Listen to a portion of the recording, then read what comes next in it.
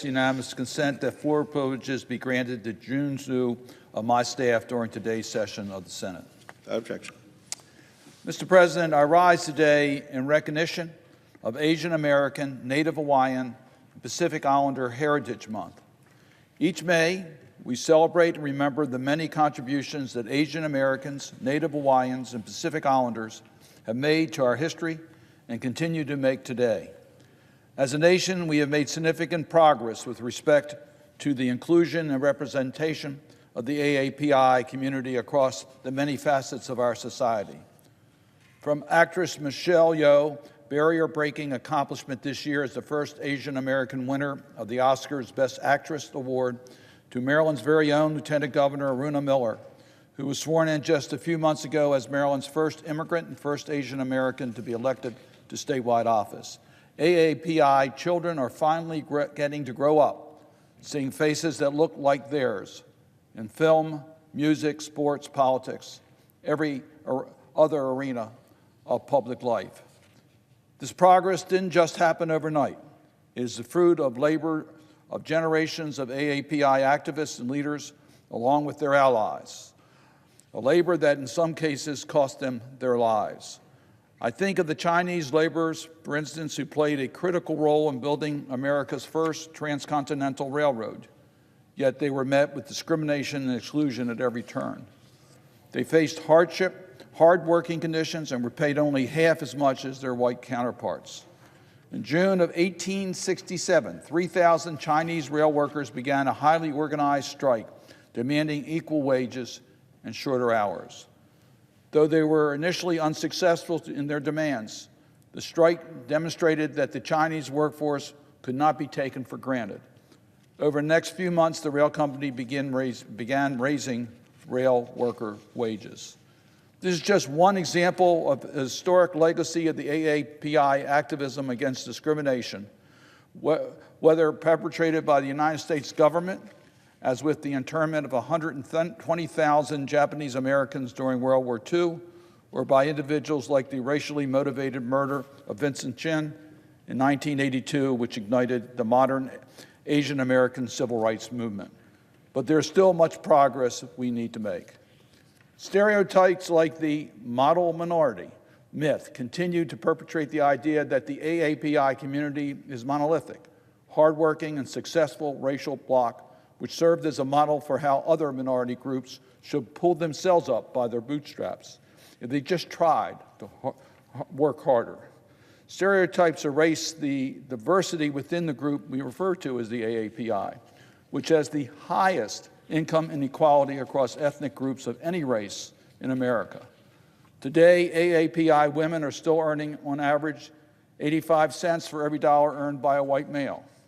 If you break that down into just Native Hawaiians and Pacific Islanders, the number drops even further to just 60 cents for every dollar. The model minority myth attempts to pit AAPI people against Black and Latino Americans by blaming these groups for their own struggles, rather than acknowledging the role of discrimination in America's socioeconomics and racial inequality. In spite of all this, there is a great historical legacy rarely taught in our classrooms of Asian, Black, and Asian Black and Asian Latino solidarity.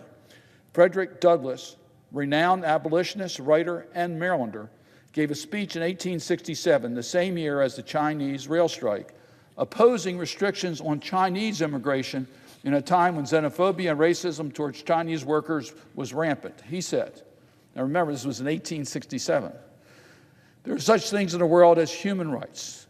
They rest upon no conventional foundation, but are external, universal, and indestructible.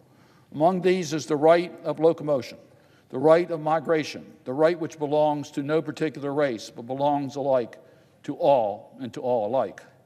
It is a right you assert by staying here, and your fathers assert by coming here. It is this great right that I assert for the Chinese and Japanese, and for all other varieties of men equally, with yourselves now and forever. I know of no right of race superiority to the rights of humanity. And when there is supposed conflict between human and national rights, it is safe to go to the side of humanity. Human rights has been a keen focus of mine during my entire congressional career. Imagine Frederick Douglass over 150 years ago proclaimed this very same rights that we're still fighting for today. He was truly a man ahead of his time.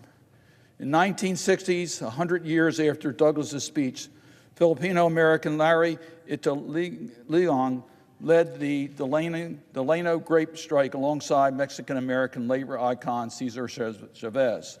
Their efforts led to raises in health care benefits and pesticide protections for the striking grape workers, and were primarily Filipino and Mexican descent. These examples show that there is power and solidarity towards a common goal.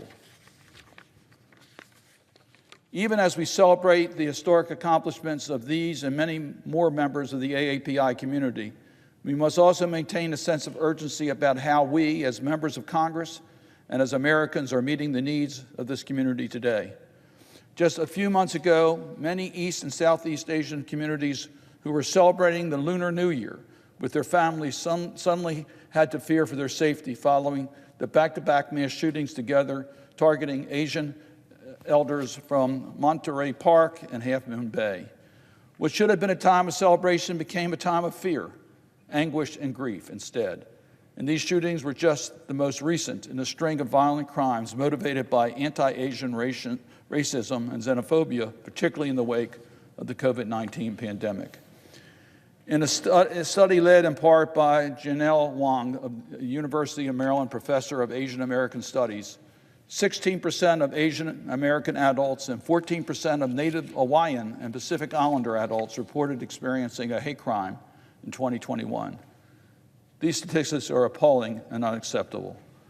Over 500,000 Asian Americans and 11,000 Native Hawaiians and Pacific Islanders joined me in calling Maryland their home. They're a vital part of our state's economy, and our communities in Maryland are better off because of them. I particularly want to highlight the AAPI community in Frederick County, Maryland. In the fiscal year 23 Omnibus Appropriation Bill, I was proud to work with my colleague, Senator Van Hollen, to secure a $375,000 earmark for the Asian American Center of Frederick. The AACF provides vital services to lower-income, minority, and immigrant groups in their community. Services include health insurance enrollment, interpreters, and translation services, English as a second language, and citizenship classes, business development services, and so much more. Because of the funding Senator Van Hollen and I were able to obtain, the center will be able to increase programming for language-appropriate and culturally relevant early childhood education. This is crucial in a county like Frederick, where 13.5% of the residents speak a language other than English at home. Research shows that high-quality early childhood education increases the children's readiness for school and narrows the achievement gap by half. And I'm inspired every day by the AAPI-run organizations like the AACF who are fighting for the futures of their children. There's still work to be done. I'm committed to the ongoing movement for the AAPI equality and justice in Congress and beyond. I hope the Senate will use this Asian American, Native Hawaiian, and Pacific Islander Heritage Month as an opportunity to recognize this community's many accomplishments and to continue to work hand in hand towards equality and justice for all Americans. Mr. President, I would ask consent that statements that I will submit for the record in regards to celebrating Jewish American Heritage Month, celebrating American Wetlands Month, World Migratory Bird Day, and Endangered Species Day appear separately in the journal. Without objection. With that, Mr. President, I yield the floor.